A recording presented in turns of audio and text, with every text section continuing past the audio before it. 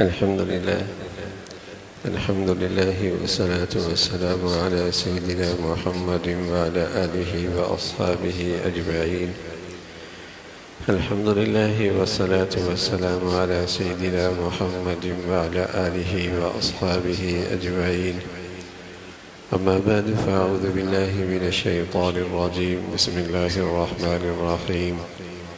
يا أيها الذين آمنوا قوا أنفسكم وأهليكم نارا. صدق الله العظيم. اللهم صل على سيدنا محمد وعلى آل سيدنا محمد وبارك وسلم. اللهم صل على سيدنا محمد النبي الأمي وعلى آله وأصحابه وسلم. میرے معزز مسلمان بزرگوں، عزیز بھائیوں اور امت مسلمہ کے مقدس ماں اور بہنوں، اللہ کا دین، اس کا اصل موضوع اللہ کے دین کا ہمیشہ کی زندگی ہے اور ہمیشہ کی راحت ہے، بلکہ ہمیشہ کی راحت نہیں، ہمیشہ کی عیش و عشرت ہے اور ہمیشہ کی زندگی کی کامیابی ہے۔ لیکن اگر یہ پورے طور پہ اس دنیا میں نصیب ہو جائے تو دنیا بھی راحت سے خالی نہیں رہتی، سکون سے خالی نہیں رہتی، اس دنیا کے اندر بھی جنت کا مزہ آنے لگتا ہے۔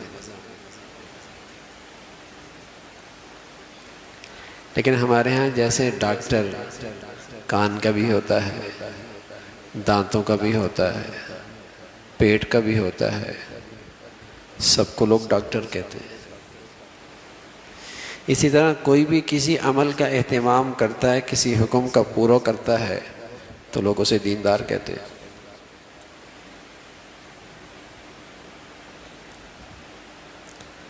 صرف دانتوں کے ڈاکٹر کو بھی ڈاکٹر کہتے ہیں، صرف آنکھوں کے ڈاکٹر کو بھی ڈاکٹر کہتے ہیں، پیٹ کے درد کا علاج کرنے والے کو بھی ڈاکٹر کہتے ہیں۔ تو دین کے معاملے میں بھی ہم نے ایسی ہی خلاصہ نکال لیا کہ جو صرف نماز کا اہتمام کرتا ہے، پگڑی پہنتا ہے، داڑھی رکھتا ہے، پردہ کرتی ہے، بڑی دیندار،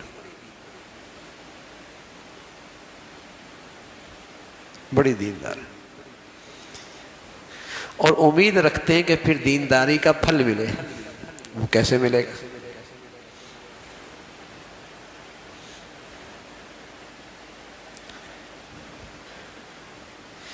کسی کا پیٹ بھی خراب ہو، دانتوں میں بھی درد ہو، کانوں میں بھی تکلیف ہو، سر میں بھی درد رہتا ہو، بتائیے صحت کے لیے صرف کان کا علاج کروائے گا؟ پورے جسم کا علاج کروائے گا نا؟ اور جب پورے جسم کا علاج کروائے گا اور سب صحت مند ہوں گی تب اسے صحت مند انسان کہا جائے گا۔ تو ایسے ہی بھائی، دین کے دو چند احکامات پر عمل کرنے سے آدمی دیندار نہیں بنتا، دینداری تو پوری زندگی کا نام ہے۔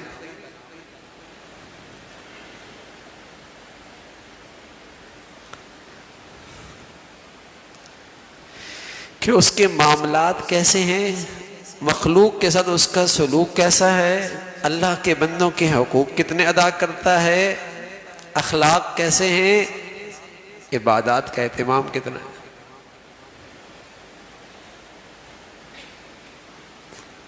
اسے پتہ ہے میں اللہ کی نافرمانیوں میں مبتلا ہوں، لیکن بس اوقات یہ دائیں بائیں کے ماحول سے جب لوگ تعریف کر رہے ہوتے ہیں تو یہ اس غلط فہمی کا شکار ہوتا ہے کہ شاید میں دیندار ہوں۔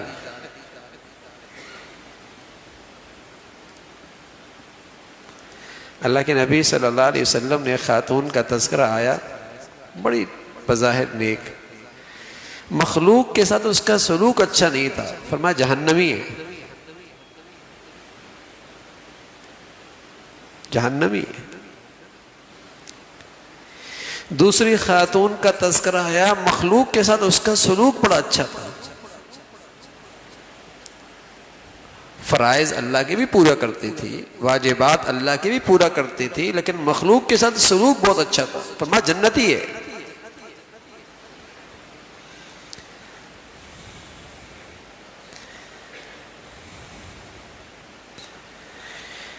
تو دین کے ثمرات مل جائیں وہ تبھی آئے گا. اس کے لیے درخت کی صرف جڑیں تو کافی نہیں نا, صرف تنا تو کافی نہیں ہے نا, اس کے تو شاخیں بھی چاہیے, شاخوں کے پتے بھی چاہیے, پتوں پر پھول بھی چاہیے, پھل تو پھر آیا کرتا ہے. کوئی کہتے میرا عقیدہ بڑا اچھا ہے, تو صرف جڑوں سے کام تو نہیں چلے گا. کوئی کہہ دے میری زندگی میں نماز روزہ زکوٰۃ تو ہے, حج تو کرتا ہوں, عمرہ بھی کرتا ہوں, تو صرف تنے سے کام تو نہیں چلے گا. مخلوق کے ساتھ کیا معاملہ ہے؟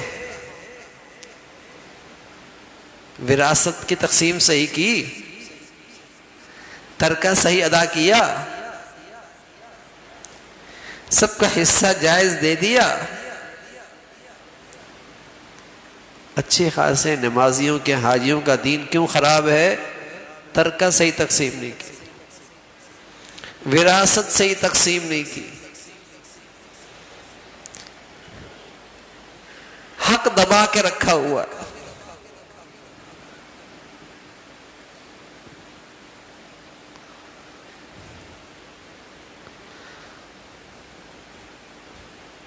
دینداری تو نہیں. دینداری تو پوری زندگی کا نام ہے, پوری زندگی کا.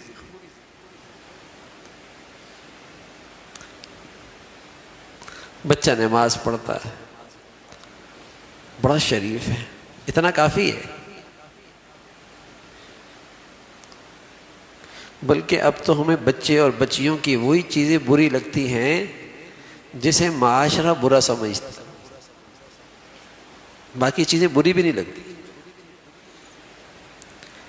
بچی سگریٹ پیے بہت برا لگتا ہے, لگنا بھی چاہیے, اس لیے کہ معاشرہ اسے بہت برا سمجھتا ہے. بچی سگریٹ پی رہی, لیکن یہی بچی اگر پردہ نہ کرے,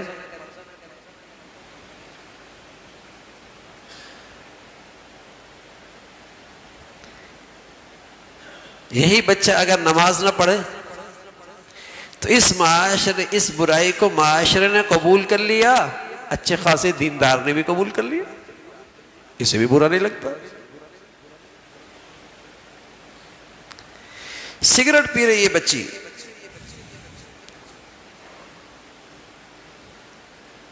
شریف گھرانہ تو برداشت نہیں کرنا بھی نہیں چاہیے, لیکن کیا خیال ہے شریف آدمی بے نمازی کو قبول کر لیتا ہے؟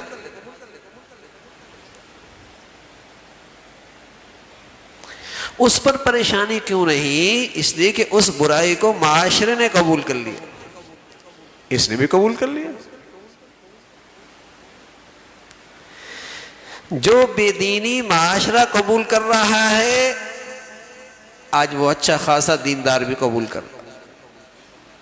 جسے معاشرے نے اب تک قبول نہیں کیا اس پر تھوڑی پریشانی ہوتی, لیکن پتہ نہیں کب تک, جب تک وہ رواج میں نہیں آئی, جب تک وہ برائی رواج میں نہیں آئی. رواج میں آ جائے گی وہ برائی بھی قبول ہو جائے گی.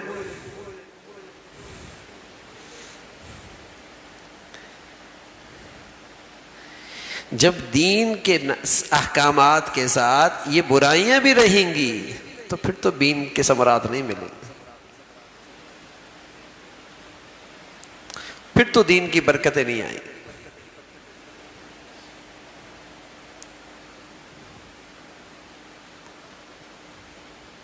ہر چیز کا خیال رکھنا ہوگا. پھر اس دین کے لیے غذا ہمیشہ اس کی ضرورت ہے. جب اس دین کو غذا نہیں ملتی تو دین بکھر جاتا ہے. 2 چیزیں کر رہا ہوتا ہے, 4 چیزیں چھوڑ رہا ہوتا ہے, 3 چیزیں کر رہا ہوتا ہے, 6 چیزیں چھوڑ رہا ہوتا ہے. اگر طبیب ایک نسخہ تجویز کرے اور اس نسخے میں مختلف اجزاء ہوں, ظاہر ہے ہر اجزاء میں کوئی نہ کوئی اس کی صحت کے لیے اس میں مصلحت ہوتی ہے، کچھ ہاضمے کے لیے ہوتی ہے، کچھ اندر کی گرمی ختم کرنے کے لیے ہوتی ہے، کچھ صحت کے لیے ہوتی ہے، کچھ جلدی ہضم کرنے کے لیے ہوتی ہے، ہر ایک میں کچھ نہ کچھ مصلحت ہوتی ہے۔ اب اس نے نسخہ دیا، تجویز کیا اس کی صحت کے لیے، اب اس نے اس میں عقل چلائی، کچھ اجزاء استعمال کر رہا ہے، کچھ چھوڑ رہا ہے۔ اب جب اس کا ری ایکشن آ رہا ہے، کہتا ہے دوائی بھی کھاتا ہوں پھر بھی ری ایکشن آ رہا ہے، بلکہ اور زیادہ تکلیف شروع ہو گئی ہے، کیا کہا جائے گا؟ ارے میاں تو نے تو نسخے کا بیڑا غرق کر دیا، یہ جو تو نے اجزاء پورے نسخے کے اجزاء بنا کر اپنی مرضی سے استعمال کر رہا، اس نے تو توازن ہی ختم کر دیا۔ اللہ تعالیٰ نے دین کی، دنیا کی اور آخرت کی کامیابی کے لیے ایک نسخہ دین دیا تھا، اس نے اس میں اپنی مرضی چلائی، کچھ کو پکڑ لیا، کچھ کو چھوڑ دیا، اپنی مرضی چلائی، اور جس کو اختیار کر رہا ہے سمجھ رہا یہ سب سے اہم ہے، اور جس کو چھوڑ رہا ہے اس کی اہمیت ہی نہیں ہے۔ تو پھر تو اس کا ری ایکشن آئے گا نا جو آ رہا ہے۔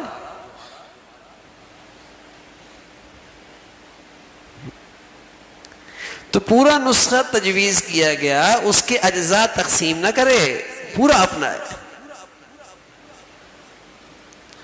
تب اس کے ثمرات ملیں گے۔ تو اس دین کی توانائی کے لیے غذا ہے، غذا ہے، اور وہ ہے صحبت، وہ ہے صحبت۔ کن کے ساتھ اٹھتا بیٹھتا ہے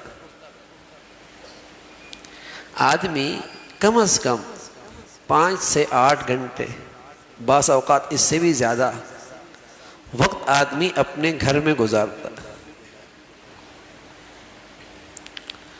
اور اس میں ہر آدمی کو اختیار بھی ہوتا ہے،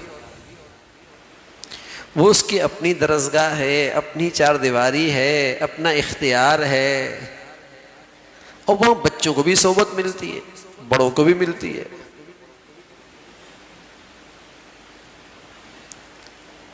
تو صحبت سے آدمی کی دینداری میں ترقی ہوتی ہے، حفاظت ہوتی ہے۔ تو ایک بڑا حصہ صحبت کا گھر ہے۔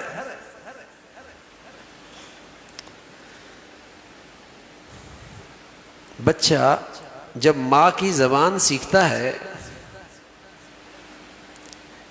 تو کہیں ٹیوشن تو نہیں گیا، کہیں اسکول تو نہیں گیا، اور اسے زبان آ گئی۔ صرف زبان نہیں آتی، اس صحبت سے اور اس درسگاہ سے اور بھی بہت کچھ سیکھتا ہے۔ اگر اس صحبت اور اس درسگاہ میں اچھائیاں ہوں گی تو اچھائیاں سیکھے گا، برائی ہوگی تو برائیاں سیکھے گا۔ 8-9 گھنٹے ہوتا ہے، بس اوقات 15 گھنٹے ہوتا ہے، کیا سیکھ رہا ہے؟ صرف زبان نہیں سیکھی، آدمی گھوڑے کے ساتھ رہے تو اس گھوڑے کے اثرات بھی آتے، اونٹ کے ساتھ رہے اس کے اثرات بھی پڑتے، بکریوں کے ساتھ رہے اس کے اثرات بھی آتے، کتے کو پالے اس کی بھی اثرات ہوتے، انسانوں کے ساتھ جب رہتا ہے تو اس کے بھی اثرات ہوتے۔ اب یہ بچے، یہ گھر والے آپس میں رہتے ہیں، اور یہ وہ سارا وہ ماحول ہے جہاں ان کو اختیار بھی ہے، تو بتائیے ایک دوسرے کی زندگی کے اثرات نہیں پڑیں گے؟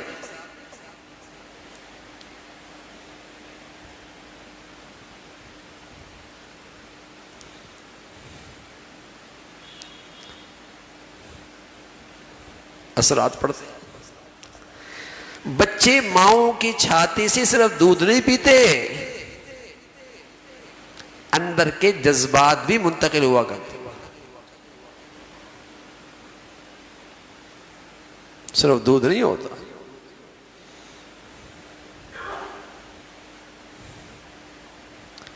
ساتھ رہتے ہیں اس کے اثرات پڑتے ہیں.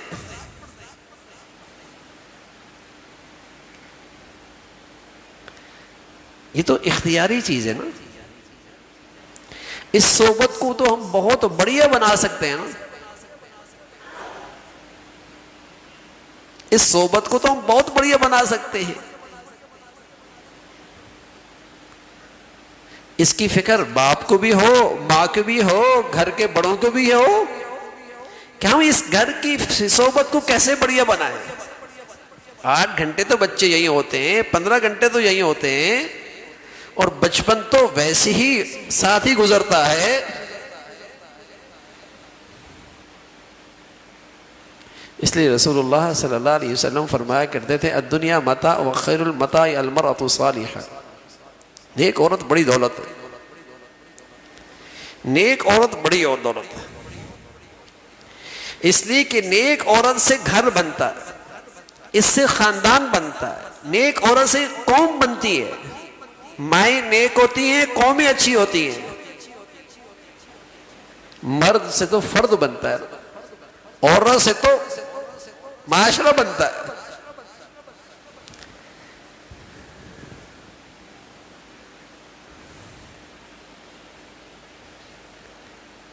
تاریخ اسلام میں ہر بڑی شخصیت کے پیچھے، ہر بڑی شخصیت کے پیچھے کوئی عورت ہوگی، چاہے ماں ہے، چاہے بیوی ہے، چاہے بہنا ہے، چاہے بیٹی. پردے کے پیچھے، اس شخصیت کے پیچھے کسی عورت کا مضبوط کردار ہے. کسی کی دعائیں ہیں، کسی کا صبر ہے، کسی کا یقین ہے، کسی کا اللہ پہ اعتماد ہے، کسی کے عبادت کا ذوق شوق ہے، کسی کا آخرت کی فکر ہے. وہ نظر آتا ہے. ہر بڑی شخصیت کے پیچھے کوئی عورت ہے. پہلے مائیں اولادوں کو پالا کرتی تھی آخرت کے لیے. اب مسلمان اپنے بچوں کو پالتے ہیں دنیا کے لیے. تبھی تو ہر وقت ناراض رہتے ہیں، شکایت رہتی ہے. اور اولاد کو ماں باپ سے شکایت رہتی ہے. پہلے پالتے تھے آخرت کے لیے کہ یہ اللہ کے کام کا ہو جائے، یہ اسلام کا ہو جائے، یہ دین کا ہو جائے، اس کی زندگی کا مقصد اللہ کو راضی کرنا بن جائے. تو وہ ماں باپ کی آنکھوں کی ٹھنڈک بنتا تھا، اور وہ ماں باپ کا احسان شناس بنا کرتا تھا. اب تو ہم اسے پالتے ہیں کہ ان بچوں سے میری خواہشات پوری ہوں گی. وہ بڑے ہو کے اپنی خواہشات پوری کرتا ہے. اب خواہشات سے آپس میں ٹکراتی ہیں. یہ اس سے شکوے کرتا ہے، وہ اس سے شکوے کرتا ہے. خواہشات تو ٹکراتی ہے. وہ تو جب میاں بیوی کی خواہشات ہوں وہ بھی ٹکراتی ہیں، باپ بیٹے کی خواہشات ہوں وہ بھی ٹکراتی ہیں. اس نے اس کو پالا ہے اپنی خواہشات پورا کرنے کے لیے.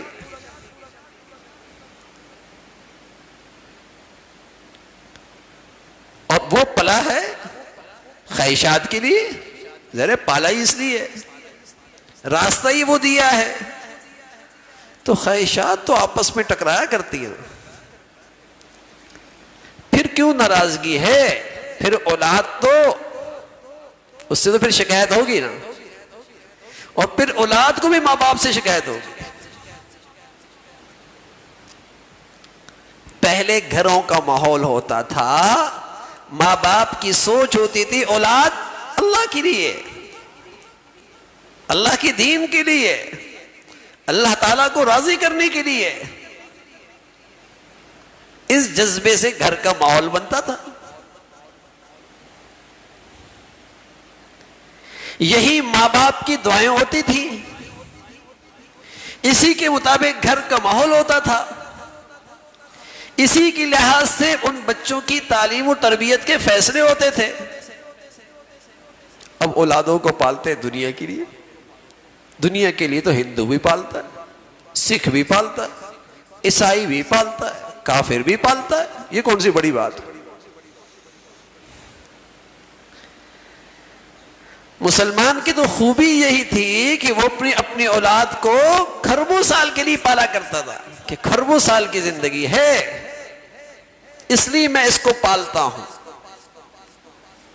اس لیے میں اسے کھلاتا ہوں, اس لیے میں اس پہ خرچ کرتا ہوں, اس لیے میں اس کو وقت دیتا ہوں. کھربوں سال کا میرا سرمایہ ہے. گھر کا ماحول بھی اسی کے مطابق ہوتا تھا.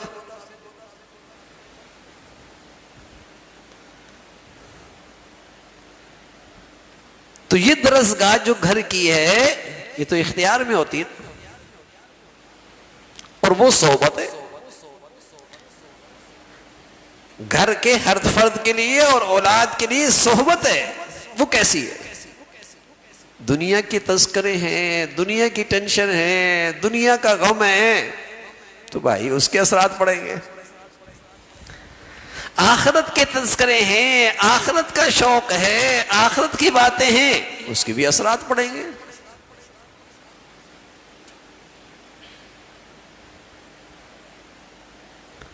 عورت کا کردار گھر کے بنانے میں, معاشرے کے بنانے میں اسلام میں بہت بڑھیا ہے, بہت بڑی. اس لیے اسلام نے عورت کو بڑی عزت بخشی ہے. اس کے ہاتھ میں نسل کی تربیت ہے. اس کو عبادت کا ذوق شوق تھا, اس میں صبر و شکر تھا, اس کا اللہ کی ذات پہ اعتماد یقین تھا.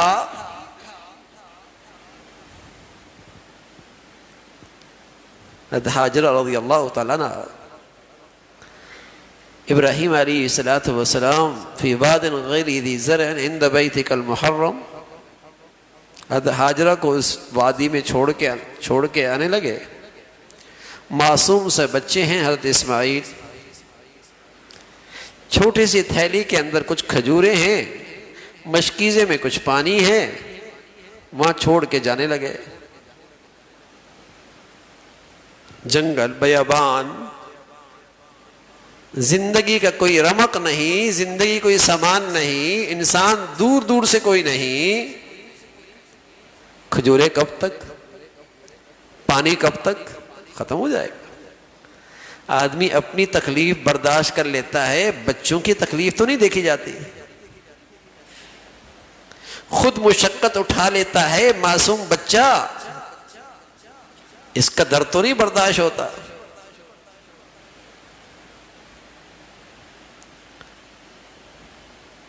اب اس وادی میں چھوڑ کے جا رہا ہے شام کی طرف.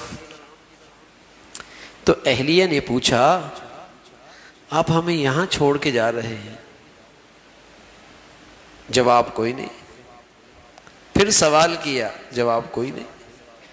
پھر سوال کیا, جواب کوئی نہیں. تیسری مرتبہ, چوتھی مرتبہ کہنے لگے, اللہ امرک, آپ کو اللہ نے حکم دیا ہے.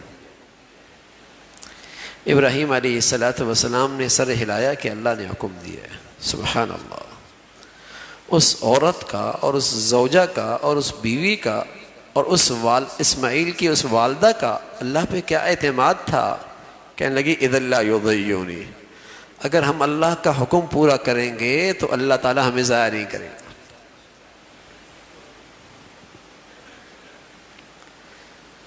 اگر ہم اللہ کا حکم پورا کریں گے تو اللہ تعالی ہمیں ضائع نہیں کریں گے. بتائیے نا, اگر گھر کی ملکہ کا ذہن یہ بن جائے کہ اگر ہم اللہ کا حکم پورا کریں گے تو اللہ ہمیں نہیں ضائع کرے گا, تو شوہر کے لیے حلال کمانا کتنا آسان ہو جائے گا. شوہر کے لیے رسم و رواج سے پرہیز کتنی آسان ہو جائے گی. شوہر کے لیے حرام آمدنی سے بچنا کتنا آسان ہو جائے گا کہ ہم روکا سوکھا کھا لیں گے, پھٹا پرانا پہن لیں گے, رسم و رواج سے دستبردار ہو جائیں گے, لیکن میں اپنے گھر میں حرام تو برداشت نہیں کر سکتی.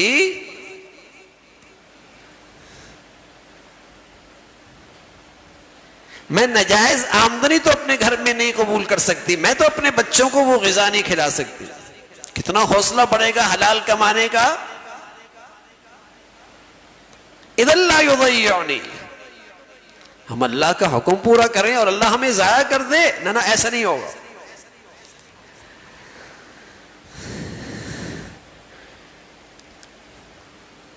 اللہ کی فرما برداری سے تو ہم نہیں ضائع ہوں گے. کیا یقین ہے اس ماں کا اور کیا یقین ہے اس بیوی کا؟ اللہ ہمیں ضائع نہیں کرے گا. ہم نے تو اللہ کا حکم پورا کرنا ہے، پھر ہم نہیں ضائع ہوں گے.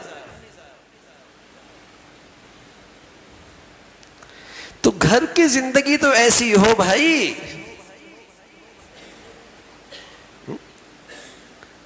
آخرت کا شوق ہو، اللہ کی ذات پہ اعتماد ہو.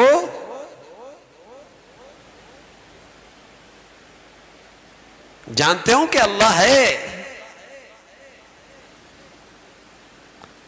بہت قیمتی ہیرا ہو نا، بہت قیمتی ہیرا، دکان کی جان ہو، دکان والے کی بھی اس ہیرے میں جان ہو، لیکن کوئی آدمی آئے جس کو یہ جانتا بھی ہے اور اس کی دیانت اور سچائی پر بھی اعتماد ہے، وہ ہیرا لے کے جا رہا ہے، پیسے نہیں دے رہا، کہہ رہا ہے کل دے دوں گا، پرسوں دے دوں گا، لیکن ہے سچا دیانتدار، صاحب حیثیت بھی ہے، دے بھی سکتا ہے. ہیرا لے گیا، پوری دکان کی بھی جان ہے اور اس کی بھی جان اسی میں. لیکن بتائیے افسوس ہوگا، اسے مایوس ہوگا، پریشان ہوگا. کیوں؟ ایسا آدمی ہیرا لے کر گیا ہے جس کے بارے میں اعتماد ہے کہ ہیرے سے زیادہ قیمتی چیز دے گا، ڈالر دے گا. بلکہ دل میں خواہش ہوگی ایک اور بھی لے جاتا، ایک اور بھی لے جاتا. لیکن وہی ہیرا ایسا شخص لے گیا جس کو یہ جانتا نہیں اور جس میں اس کی جان ہے، اور وہ لے گیا، جانتا نہیں. اب بتائیے اسے کیا حال ہوگا؟ جان نکلے گی نہیں نکلے گی؟ جان نکلے گی یا نہیں نکلے گی؟ نیند اڑے گی یا نہیں اڑے گی؟ بھوک جائے گی یا نہیں جائے گی؟ سکون روٹ جائے گا، نیند اڑ جائے گی، یوں لگے گا جان نکلتی ہے. ہاں میرے عزیزو، اللہ کو جان لیں گے؟ گھر کی اولاد، گھر کے والے اللہ کو پہچانیں گے؟ نقصان تو گھروں میں ہوتا ہی، کبھی صحت چلی جاتی ہے، کبھی کوئی اور نعمت چلی جاتی ہے. دنیا تو نام ہی تکلیف اور راحت کا ہے، صحت اور بیماری کا ہے، دنیا تو نام ہی اس کا ہے. لیکن جب کوئی قیمتی چیز چلی بھی گئی اور یہ پتہ ہے کہ لے کے جانے والے کون ہیں؟ اللہ، اور وہ تو اس سے زیادہ قیمتی چیز دیں گے، بتائیے کیا حال ہوگا گھر میں؟ سکون ہوگا، اطمینان ہوگا. لیکن اگر گھر سے کوئی چیز چلی گئی، زندگی سے کوئی چیز چلی گئی اور ایسی ذات لے گئی جس کو ہم جانتے نہیں ہیں، پھر تو حواس باختہ ہوگا نا، پھر تو حواس باختہ ہوگا، پھر تو ضرور حواس باختہ ہوگا.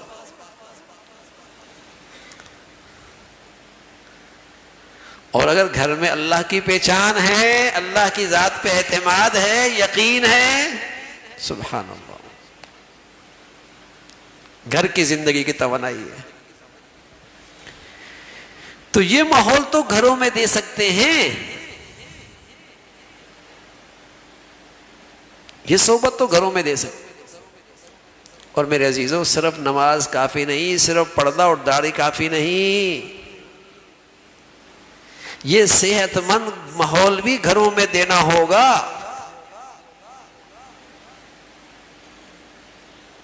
آخرت کا شوق، عبادت کا ذوق شوق، اللہ تعالی کی پہچان اور بھروسہ، تب شکر آئے گا، تب صبر آئے گا۔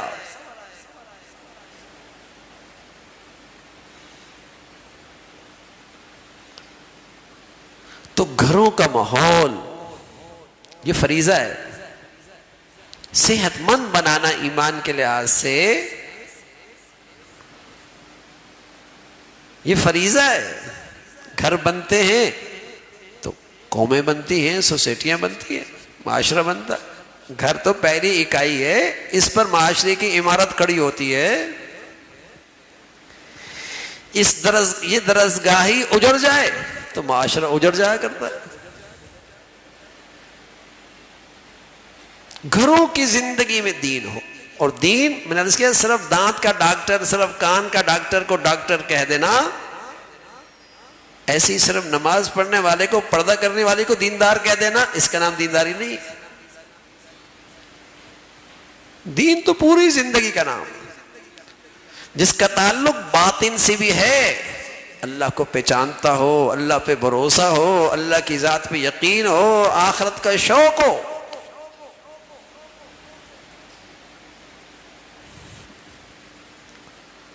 آخرت کا ذوق شوق ہو، زندگی وہ ہے،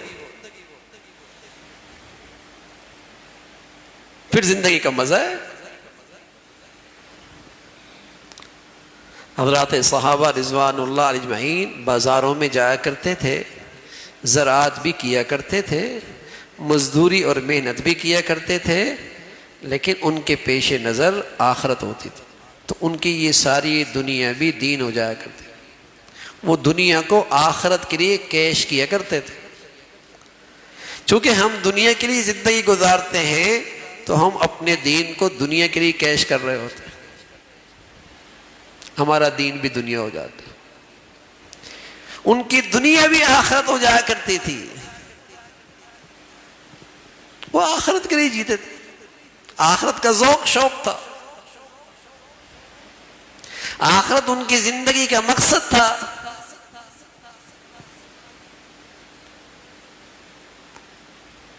تو گھروں کا ماحول ایسا بنائے میرے عزیزو کہ اس صحبت میں آخرت کا شوق پیدا ہو، اس ماحول میں عبادت کا ذوق شوق پیدا ہو، اس ماحول میں صبر شکر کی زندگی آئے، اس ماحول میں اللہ کی ذات پہ بھروسہ آئے۔ یہ تو اختیار میں،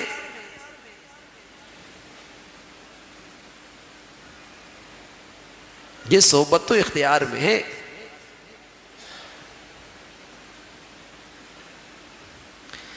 حضرت مولانا زکریا رحمۃ اللہ علیہ، یہ 80 کی دہائی کی بات، 1980 کی دہائی کی بات، کوئی پرانے بزرگ نہیں کہ تابعی ہوں، تبع تابعین ہوں۔ تو فرمایا کرتا ہے میری دادی مجھے بتایا کرتی تھی، میری دادی، ان کے والد کی والدہ، دادی ان کی ہوئی، فرمایا دادی بتایا کرتے تھیں کہ جب تمہارے ابا پیدا ہوئے تھے تو انہیں قرآن کی اتنی آیات یاد تھیں جس کی مقدار 1 پاؤ بنتی۔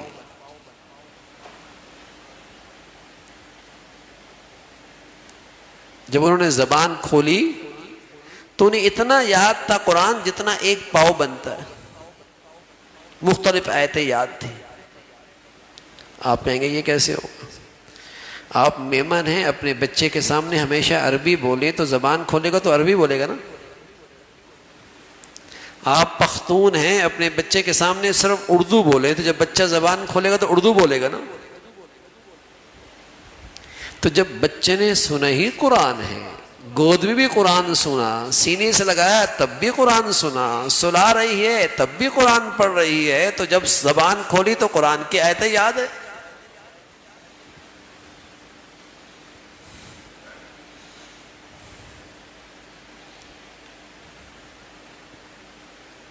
ایسے بھی گھر کا ماحول تھا، اور بچوں کو ایسا بھی گھر کا ماحول ملتا تھا۔ اب تو کوئی گھر اور کسی گھر کے کوئی کمرہ موسیقی سے خالی نہیں ہے۔ اب جب بچہ ذرا سے ٹانگوں کے پھڑا کھڑا ہوتا تو سب سے پہلے ناچنا شروع کر دیتا اور گنگنانا شروع کر دیتا۔ سنا ہی اس نے وہی ہے، دیکھا ہی وہی ہے۔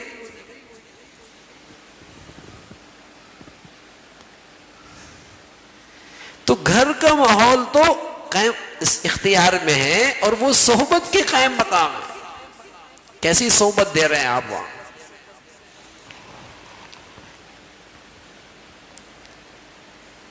وہاں کیسی صحبت ہے؟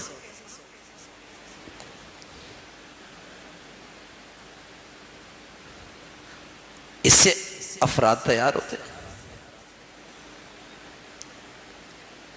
کہ اتنا تو ہو میرا گھر کا ماحول کہ وہاں اللہ کی نافرمانی کرنا مشکل ہو جائے.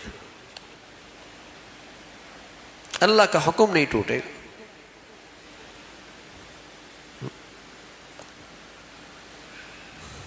اور اس میں بڑا کردار عورت کا ہے، بیوی کا ہے، ماں کا ہے، بڑا کردار.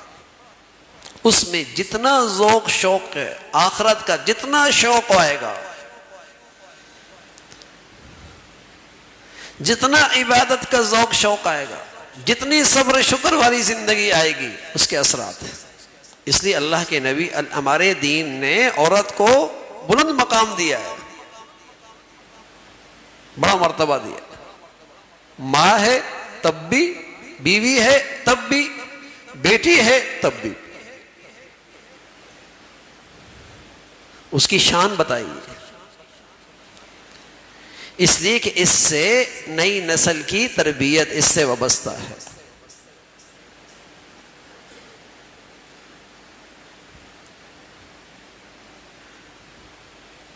خود کتنی نیک ہے، اور پھر اسے اولاد کی تربیت کی کتنی فکر ہے، اس کے اثرات پڑتے.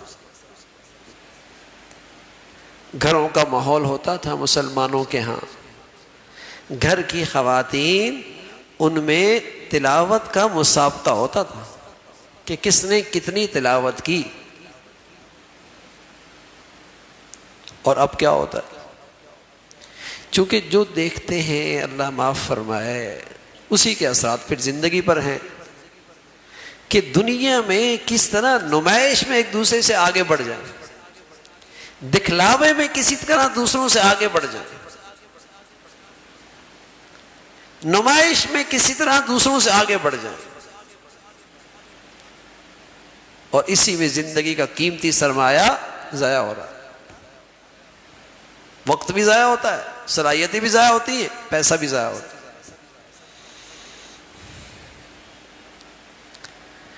تو میرے عزیزو، گھروں کا یہ دین کا ماحول دینا اور پورے دین کا ماحول دینا، یہ مسلمانوں کا فریضہ ہے.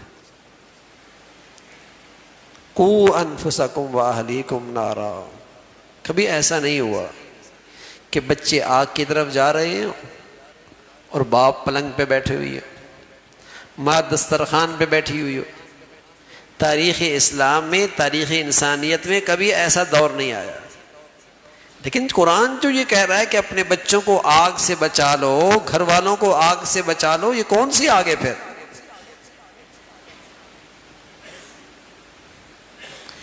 وہ وہی آگ ہے جو گناہ کی آگ ہے، جسے لوگ گناہ کی آگ کو آگ نہیں سمجھتے. اس آگ سے بچاؤ، اس آگ سے بچاؤ. ڈھیلان ہو اور بچے کو سائیکل پہ بٹھا دیا، بریک بھی ٹھیک نہیں ہے، باپ دیکھ رہا ہے،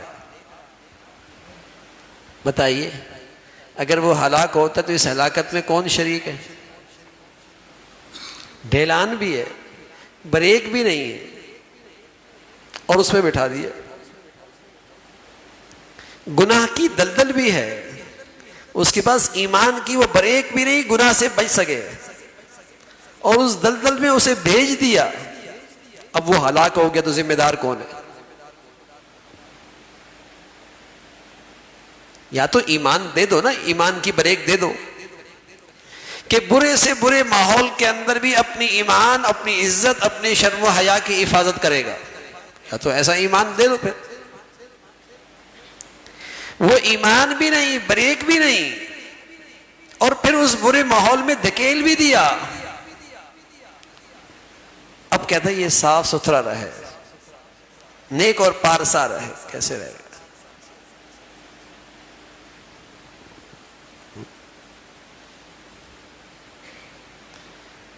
تو یہ ایک بڑی ذمہ داری ہے گھرانے پر، گھر کے ذمہ داروں پر، کہ گھر کی صحبت اچھی کریں۔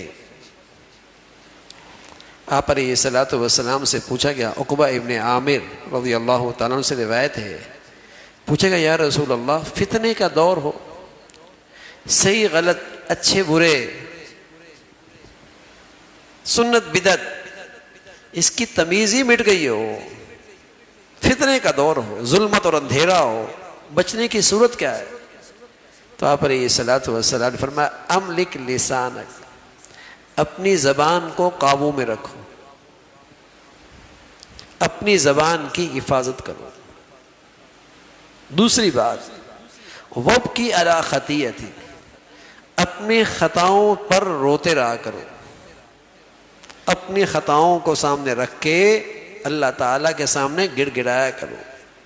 تیسری بات فرمائی وَلْيَسْعَ بَيْتُكَ، تیرے لیے تیرا گھر کافی ہو، گھر تو ایسا ہو کہ وہاں تو ایمان محفوظ ہو، وہاں تو دینداری محفوظ ہو، وہاں تو عبادت کا ذوق شوق کا ماحول ہو، وہاں تو آخرت کی سوچ پروان چڑھے۔ وَلْيَسْعَ بَيْتُكَ، بلا ضرورت باہر نہ نکلے، گھر کافی ہو۔ تو گھر کی زندگی تو بھائی اختیار میں، بازار اختیار میں نہیں، گلیاں اختیار میں نہیں، تعلیمی ادارے اختیار میں نہیں، گھر کی زندگی تو اختیار میں ہے۔ اس کو ہم کتنا ایمان والا بنا سکتے ہیں؟ سویرے سویرے اٹھے اور ہر بچہ اور بچی سب سے پہلے قرآن کی تلاوت کر رہا، سبحان اللہ۔ کوئی گھر کا فرد ایسا نہ ہو جس نے سویرے سویرے یہ روحانی ناشتہ نہ کیا ہو۔ کتنا خوبصورت ماحول ہوگا، کوئی مشکل کام ہے کیا؟ ناشتہ بھی تو سب کر لیتے ہیں، تو روحانی ناشتہ کرنے میں کون سی دقت ہے؟ تھوڑا سا اہتمام چاہیے کہ ہمارے گھر میں روزانہ سب سے پہلے سویرے تلاوت ہوگی، اور سب کریں گے، بیٹی بھی کرے گی، ماں بھی کرے گی، دادی بھی کرے گی، سب تلاوت کرے گی۔ ہم نہیں کر رہے پورا سپارہ پڑھ لیں، پاؤ پڑھ لیں بھائی، لیکن کچھ نہ کچھ سویرے سویرے میرے گھر میں انوارات تو ہوں، روح کو ایک اچھی غذا تو ملے، میرے دن کا آغاز میرے گھر میں اس کا ابتدا تو اچھی طریقے سے ہو۔ اور اگر سویرے ہو ہی ایسے کہ سب بے نمازی اکٹھے ہوئے، کتنی نحوست ہوگی اس گھر میں، کتنی اللہ کی طرف سے لعنت ہوگی اس گھر میں کہ دن کے آغاز ہی میں اللہ کا اتنا بڑا حکم توڑ دیا۔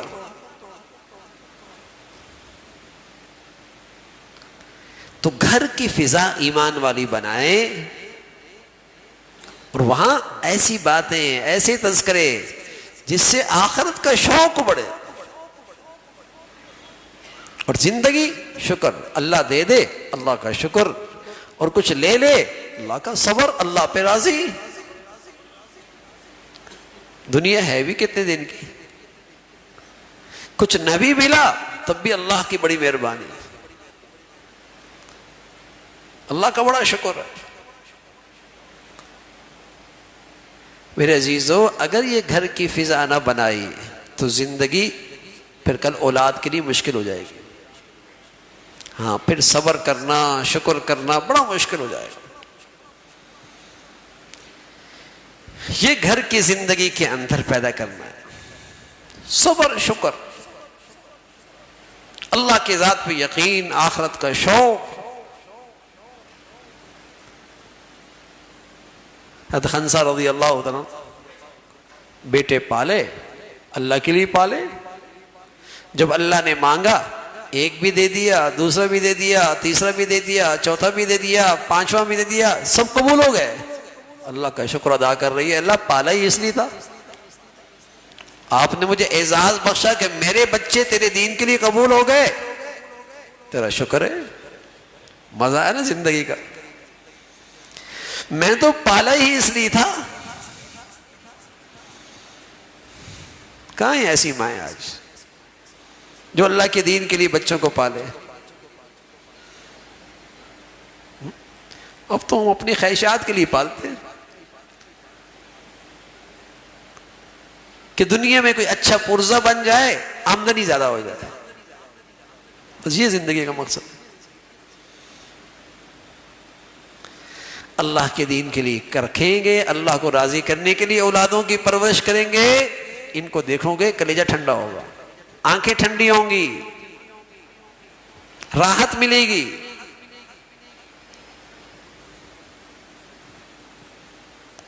راحت ملے گی.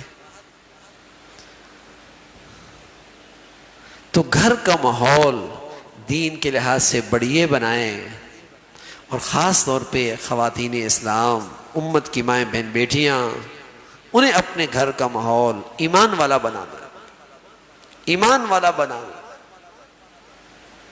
نیکیوں والا بنانا. وہاں مسابقہ ہو، شوق ہو عبادات کا، آخرت کے لیے زندگی ہو.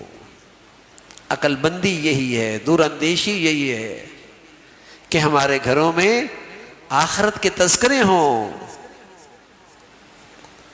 آخرت کی خاطر جینے کا جذبہ ہو. بڑی بیماری ہے دنیا کی حد سے زیادہ محبت، روگ ہے روگ.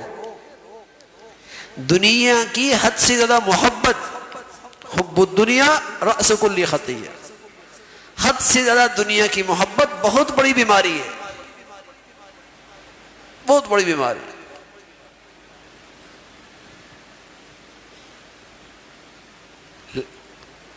آخرت کا شوق ہو تو انشاءاللہ میرے عزیزو، اس گھر کی صحبت کی برکت سے ہمارا دین محفوظ بھی رہتا ہے، ہمارے بچوں کا اور بچیوں کا دین ترقی بھی کرتا ہے. آج اسی صحبت کا نہ ہونے کا نتیجہ ہے کہ مائیں نمازی ہیں، مائیں پردہ کرتی ہیں. جب ماں اور بچی گھر سے باہر نکلتی ہیں، دونوں کی زندگیوں میں اتنا فرق ہے کہ لگتا ہی نہیں لگتا کہ یہ دونوں ایک گھر سے نکلے. کیوں؟ اس لیے کہ یہ نمازی تو ہے، وظیفے تو پڑھتی ہے، لیکن گھر میں دین کے ماحول کی فکر نہیں کی. گھر میں کیا ہو رہا ہے، بچے کیا کر رہے ہیں، بچیاں کیا کر رہے ہیں. ابا نمازی تو ہے، لیکن جب ابا اور بچہ دونوں باہر نکلتے ہیں، لگتا نہیں دونوں باپ بیٹے ہیں. دونوں کی زندگیوں میں اتنا فاصلہ. کیوں؟ اس لیے کہ اس کی اماں کو تو ان کے بڑوں نے ماحول دیا تھا، اس کے ابا کو تو ان کے بڑوں نے ماحول دیا تھا، اور آج انہوں نے اپنی اولاد کو ماحول نہیں دیا. یہ فرق ہے نا، یہ فرق. ان کے ابا اما کو تو ان کے بڑوں نے ماحول دیا تھا، فکر ہوا کرتی تھی، لیکن انہوں نے آج اپنی اولادوں کو یوں آزاد چھوڑ دیا، ان کی زندگی کا رنگ ہی بدل گیا. وبال ہے ایسی اولاد، اللہ کے ہاں پکڑ کا ذریعہ ہے. اولاد کی حق تلفی ہے بہت بڑی. تو گھروں کا ماحول ایسا دین کا ہو جس سے دین کی حفاظت بھی ہو، دین کی ترقی بھی ہو. اللہ تعالی ہم سب کو ایسے نیکی والا ماحول نصیب فرمائے. وآخر دعوانا الحمدللہ رب العالمین. اللہم لک الحمد کلو ولک الشکر کلو. اللہم انا علی ذکرک و شکرک و حسن عبادتک. اللہم انا علی ذکرک و شکرک و حسن عبادتک. ربنا ظلمنا انفسنا وإن لم تغفر لنا وترحمنا لنكونن من الخاسرين.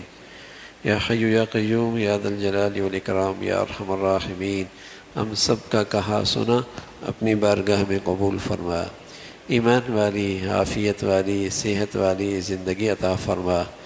اے مولا کریم اپنے فضل سے، اپنے کرم سے ہم سب کے لیے پورے دین پہ چلنا آسان فرما. یا ارحم الراحمین ہمیں دین پہ استقامت نصیب فرما. ہمیں ہمارے بچوں کو گناہوں کی نحوستوں سے محفوظ فرما. ہمیں اور ہمارے بچوں کو نیکی سے مناسبت نصیب فرما، نیکوں سے مناسبت نصیب فرما. اے مولا کریم نیک ماحول کی قدردانی نصیب فرما. اپنے فضل سے مولا کریم تمام حاضرین حاضرات، سامعین سامعات کی تمام جائز حاجات کو پورا فرما. مشکلات کو آسان فرما، پریشانیوں کو ختم فرما، ہمیشہ حلال عطا فرما، برکت والا عطا فرما، اپنے فضل سے حرام سے محفوظ فرما۔ مولا کریم موذی امراض سے، ہسپتالوں کی زندگی سے محفوظ فرما۔ ہمیں اپنے بڑوں کے لیے صدقہ جاریہ بنا، ہماری اولادوں کو ہمارے لیے صدقہ جاریہ بنا۔ اے مولا کریم ہمیں اپنے بڑوں کے لیے راحت کا ذریعہ بنا، ہماری اولادوں کو ہمارے لیے عزت کا باعث بنا۔ یا ارحم الراحمین ہر قسم کے ظاہری باطنی فتنوں سے محفوظ فرما۔ اپنے فضل سے، اپنے کرم سے مولا کریم صحیح معنی میں دینداری کی زندگی نصیب فرما، سوچ اور فکر کے لحاظ سے بھی دینداری نصیب فرما، باطنی امراض سے بھی محفوظ فرما، ظاہری بیماریوں سے بھی حفاظت فرما۔ اے مولا کریم اپنے فضل سے ہمیں اپنے گھروں کا ماحول دین کے مطابق ڈھالنے کی ہمت اور توفیق نصیب فرما۔ اپنے فضل سے مولا کریم جو بچیاں گھروں میں ہیں ان کے لیے نیک صالح رشتوں کا انتظام فرما، جو بچیاں گھروں میں جا چکی ان کے گھروں کو محبت اور تقوی سے آباد فرما، ہمارے گھروں کو زندگیوں کو ٹوٹ پھوٹ سے محفوظ فرما۔ یا ارحم الراحمین پوری امت مسلمہ کے حال پہ رحم فرما، اہل اسلام کو نیک صالح قیادت نصیب فرما، مظلوم مسلمانوں کی مدد اور نصرت فرما۔ اے مولا کریم غزہ کے مسلمانوں کی قربانیاں قبول فرما کر ہمیں بھی ایمان کی حرارت نصیب فرما، اور ان کی قربانیوں قبول فرما کر ان کو اپنے قرب کا اعلیٰ درجہ نصیب فرما۔ اے مولا کریم وہاں کے مسلمانوں کے دلوں میں سکینہ نازل فرما، اطمینان نازل فرما، اور اپنی قدرت کے عجائبات انہیں دکھا۔ اے مولا کریم اپنے فضل سے ان کی قربانیاں اور دین پر ان کی استقامت اور دین پر ان کی یہ قربانیاں اے مولا کریم امت میں ایمانی بہار پیدا فرما، امت میں دینی بہار پیدا فرما۔